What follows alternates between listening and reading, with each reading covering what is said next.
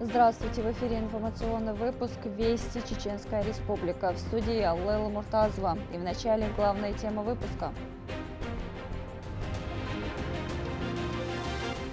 По зову сердца. Я не знаю будущего, но я его не боюсь. Я полагаюсь на своих близких братьев и разделяю их бремя, ведь они разделяют мое. Из аэропорта Грозного вылетела очередная группа добровольцев. В новом районе имени Владимира Путина приближается к завершению строительство масштабного комплекса с 2 мечетями. О будущем облике столицы расскажем в этом выпуске.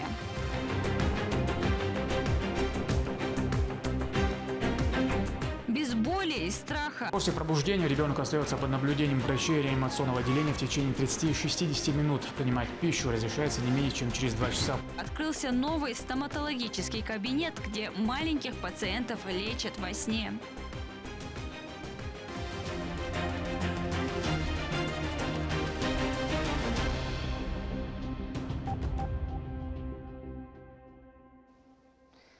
Очередная группа добровольцев отправилась из Грозного в зону проведения специальной военной операции. В ее состав вошли как бойцы из Чеченской Республики, так и из других регионов страны. Предварительно все военнослужащие заключили контракт с Министерством обороны Российской Федерации. Перед отправкой новобранцы прошли курс подготовки в Российском университете спецназа имени Владимира Путина. С напутственными словами к защитникам Родины обратился председатель правительства региона Магомед Даудов. Благодарим руководителей, а также инструкторов. Также хотелось бойцы от вашего имени поблагодарить главу Чеченской Республики, Героя России Рамзана Ахматовича Кадырова, Общественный фонд имени Ахмада Хаджи Кадырова, нашего первого президента Чеченской Республики, который с начала военной операции на территории Украины и Донбасса обеспечивает добровольцев, снабжают после отправки всем тем, что необходимо именно для бойцов. Мы взяли благородное дело на себя, и мы собрались сегодня здесь. Бойцы, берегите себя, поддерживайте друг друга. За нами правда. Чеченская Республика остается одним из субъектов, где с первых дней специальной военной операции на постоянной основе ведется работа по подготовке добровольцев. В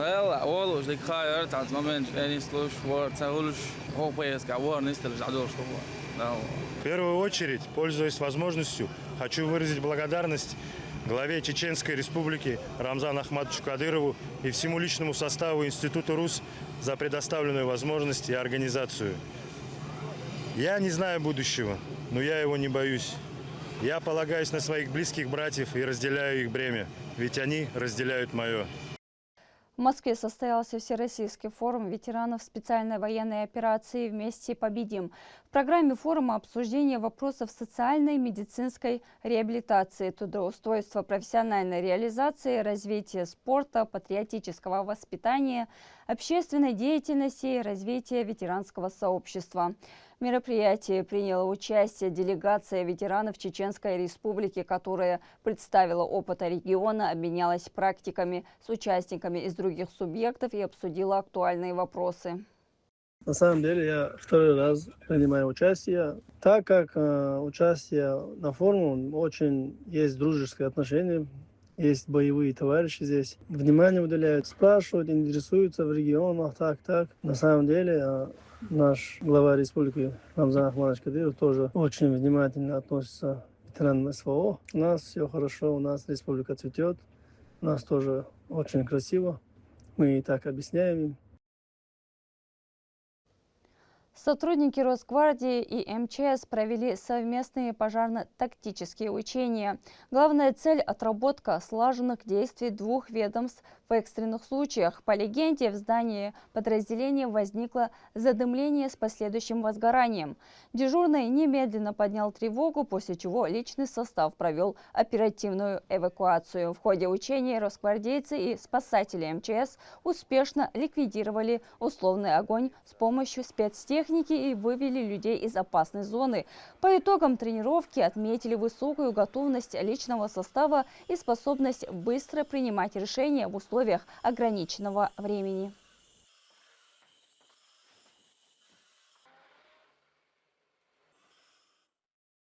Новый район имени Владимира Путина стал заметной частью городской архитектуры, где есть жилые комплексы, общественные пространства и масштабные объекты. О том, какие уникальные проекты там реализуются, смотрите в сюжете Линды Джамалдиновой. Просто завораживающий вид. Кажется, что находишься в центре футуристического мегаполиса среди ультрасовременных небоскребов. Но самое удивительное, что эта масштабная застройка появилась буквально за считанные годы. Первую линию нового района имени Владимира Путина сдали в эксплуатацию еще в прошлом году. Сегодня активными темпами завершается строительство второго этапа, где полностью воздвигнуты ключевые объекты. Срок сдачи – 7 октября текущего года. Этот уникальный бульвар протяженностью почти 2 километра, названный в честь первого президента Чеченской Республики, является сердцем комплекса. Он соединяет между собой две грандиозные мечети. Особое восхищение вызывает вторая. Ее купол станет самым большим на территории всех стран СНГ. Прогуливаясь здесь, уже можно увидеть, как идут работы по озеленению, завершается кладка брусчатки и вовсю идет благоустройство фонтанов. Жилой квартал вместит в себя более 150 тысяч населения и 38 жилых зданий. Близится к завершению процесс оформления фасадов. Каждый отличается уникальным дизайнерским решением. Сюда включены принципы дизайн-кода и объемно-пространственного регламента, чтобы исключить визуальный шум. Также современная архитектура, материалы, которые интегрированы наши национальные мотивы. Также благоустройство территории вкупе с зданиями создают единую среду, скажем, которая работает вместе и не в отрыве друг от друга. Ярким элементом в этой линии многоэтажек выступает жилой комплекс «Авангард» от компании «Элитстрой» Дени Мадаев. Проект включает 2 20-этажных корпуса премиум-класса на 665 квартир, при создании которых применяли только самые качественные материалы. Уникальная особенность комплекса – прямой доступ прямо из обоих домов на благоустроенную крышу одноименного торгово-развлекательного комплекса «Авангард», на которой появятся детские игровые площадки и прогулочные пространства, открытые для всех жителей. Здесь будут доступны зоны шопинга, досуга и гастрономии. Его строительство начнется совсем скоро. Локация превратилась в одну из самых лучших здесь, в новом районе. И потом возникла идея, что нужно построить также ТРК, потому что в этом районе нет такого отдельно стоящего ТРК. Город увеличивается, население увеличивается. Это все благодаря Рамзану Ахматовичу. Без его поддержки и без его инициативы всего этого не было бы. Алхамдулиллах, это все, что нужно для своего народа, Рамзан Ахматович делает даже больше. Кроме того, 3 монолитные высотки украсят самый центр столицы, став частью нового района имени Владимира Путина. Проект тоже реализует компания «Элитстрой» Дени Мадаев и несет емкое название «Дома писателей». Он будет включать в себя 1 21-этажный и 2 20-этажных корпуса. Каждый дом носит имя классиков чеченской литературы, а именно Абузара Айдамирова, Магомеда Мамакаева и Раисы Ахматовой. Сзади меня мы видим дом Раисы Ахматовой. Данный дом сейчас находится на стадии подушки. Мы планируем в ближайшее время залить бетонную подушку. Самое большое отличие – это место расположения комплекса с видом на парк. Параллельно жилой застройкой создается и вся необходимая социальная инфраструктура – школы, детские сады, православный храм. А 2 мечети, строящихся здесь, рассчитаны на 11 тысяч верующих. Одна из них будет носить имя Зелимхана Кадырова.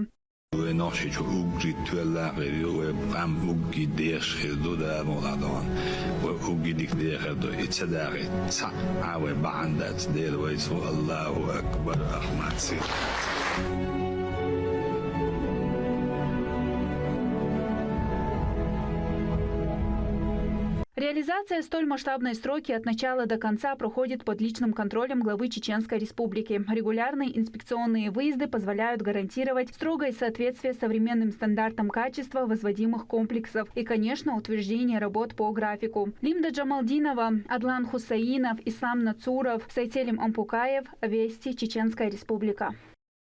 В администрации Курчелоевского района состоялось совещание, посвященное вопросам погашения задолженности за электроэнергию.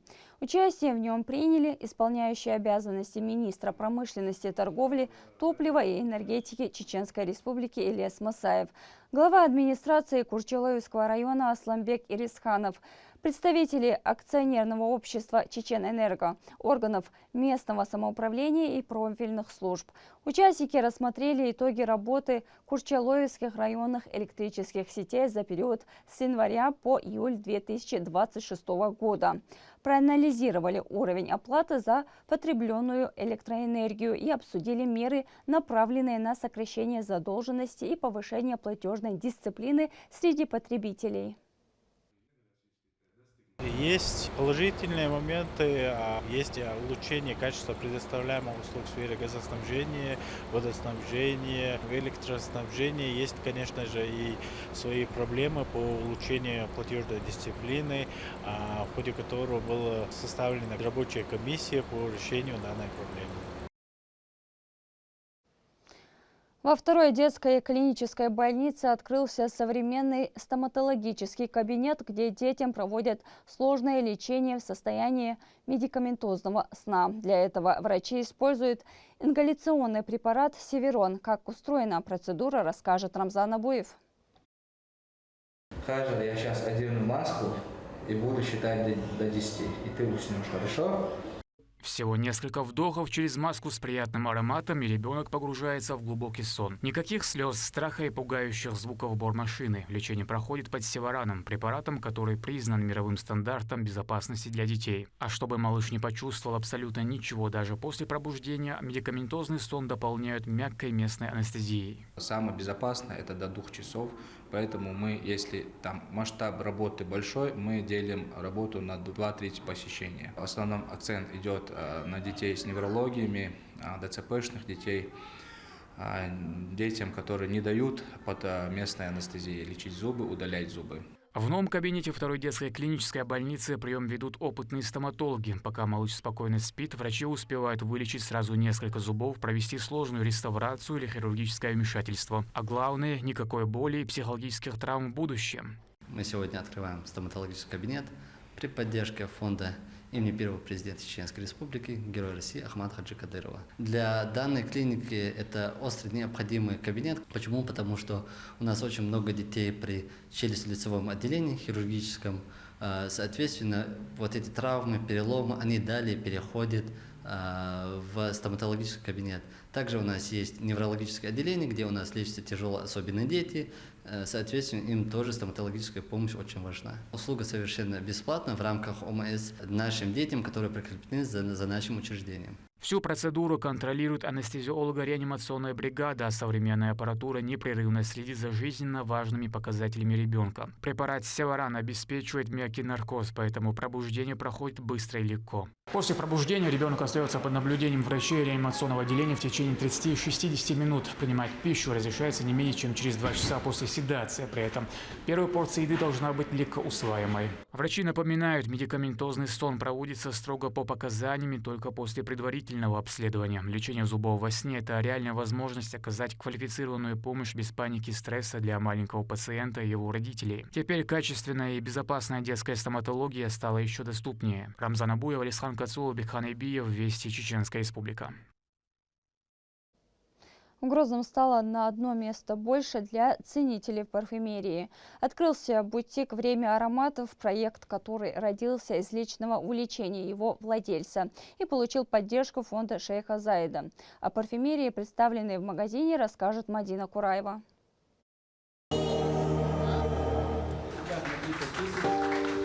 С этого момента официально открыто. Символичную ленту перерезают, и гости одними из первых переступают порог нового бутика. Время ароматов – место, где, как говорят создатели проекта, парфюмерия становится больше, чем просто покупкой. Здесь предлагают найти аромат, который сможет стать частью образа и индивидуальности человека. Бутик предлагает широкий выбор оригинальной парфюмерии. Здесь можно найти как популярные ароматы по доступным ценам, так и редкие экземпляры, которые сегодня сложно найти в продаже, в том числе снятые с производства. Бутик появился благодаря поддержке фонда имени шейха Заида. За этим проектом личная история его владельца Адлана Балаева. Чем богаче пирамида аромата, чем больше там компонентов, тем сложнее старт бывает. Надо чуть-чуть дать ему время, чтобы он раскрылся. Интерес к ароматам у него появился еще в юные годы. Сегодня он решил превратить многолетнее увлечение в собственное дело. Так появилась идея создать пространство, где можно не просто купить флакон, а познакомиться с ароматом, почувствовать его раскрытие и подобрать тот, который действительно станет своим. У нас совершенно разные категории ароматов, то есть начиная от, грубо говоря, от 5000 рублей, прям есть ароматы, которые доходят стоимостью до 300 тысяч рублей. То есть в зависимости от того, что именно клиент хочет приобрести. Это есть ароматы, которые прям придают статус, есть ароматы, которые просто как бы человек использует для себя, чтобы поднять как бы настроение только самому себе. Идея данного проекта у нас заключалась в том, чтобы сделать именно сеть парфюмерных магазинов. Для начала это все как бы будет у нас внутри республики, и в дальнейшем, иншаллах, мы планируем как бы выйти еще и за пределы нашей республики. У нас есть дорогие ароматы, как я уже сказал, и человеку будет сложно определиться, стоит ли ему покупать данный аромат сразу. Поэтому мы на этот случай предоставляем возможность покупать аромат на распив. То есть что это такое? Допустим, аромат из 100 мл состоит, мы его делаем распив, но на 10 мл. Человек может его разносить, понять, стоит ему покупать полный флакон или нет. Также у нас будет доступна еще и покупка в рассрочку, потому что есть люди, которые именно хотят брать прям на большие суммы ароматы. Насчет того, чтобы подбор, мы подготовим наших сотрудников, чтобы был качественный именно подбор аромата. Допустим, человек приходит, не знает, какой аромат ему нужен. В честь открытия для гостей подготовили небольшой конкурс. Участникам предстояло ответить на вопросы, связанные с парфюмерией и ароматами. За правильные ответы – сертификаты на приобретение товара в новом бутике. Абсолютно верно ответил молодой человек. Я предлагаю присмотреться к человеку, раз он так хорошо разбирается в ароматах, может быть, его стоит взять на работу. Магазин очень хороший, тут очень много разных эксклюзивных. Я, который сам тут нигде не видел. В Чешской Республике тут нет таких ароматов, кроме тут. Я очень рад, что выиграл сертификат. Сегодня, скорее всего, я возьму из новинок Parfums de Marly. Фонд имени шейха Заида помогает тем, кто хочет открыть собственное дело или развить уже действующий бизнес. Предоставляет финансирование, оказывает консультационную и образовательную поддержку, помогает в разработке бизнес-плана и сопровождает предпринимателей на разных этапах реализации проекта. В рамках своей деятельности фонд имени шейха Заида по поддержке предпринимательства и инноваций Чеченской Республики финансирует проекты в различных направлениях. И сегодня мы с вами имеем честь находиться на открытии очередного очень важного, полезного для республики проекта. Это парфюмерный магазин. Соответственно, поздравляем жителей Чеченской Республики с таким новым интересным очередным магазином, который будет радовать, скажем, ароматами наших жителей. История времени ароматов – еще один пример того, как предпринимательская идея получает возможность стать реальным бизнесом. Мадина Кураева, Сайдамин Мусаев, Бекан Эбиев, Вести, Чеченская Республика. В Махачкале проходит фестиваль «Голос Евразии», объединивший представителей телерадиокомпаний из разных регионов России и зарубежья. ГТРК «Войнах» участвует в конкурсе с проектами «Колламаш» и «В мире интересного». Наряду с проектами телекомпаний страны в конкурсной программе представлены работы средств массовой информации из зарубежных стран. Фестиваль традиционно является площадкой для демонстрации лучших проектов, обмена профессиональным опытом и развития сотрудничества между вещательными компаниями. Для принимающей стороны это большая ответственность, это волнение, но для нас, для всех коллег, я уверена, это большой праздник. И каждый год мы уезжаем из Дагестана, переняв у вас опыт, мы всегда у вас чему-то учимся. И этот год не станет исключением. Да, как мы выяснили с Луизой Гаджиевной уже давным-давно, что оказывается, несмотря на то, что нас разделяет большое количество километров, у нас очень много общего. У нас есть даже похожие слова, у нас есть похожие традиции, и это здорово, это нас объединяет. К этому часу это все события. Еще больше новостей вы можете узнать на наших социальных платформах и в приложении «Смотрим». С вами была Лейла Муртазова. До новых встреч в эфире.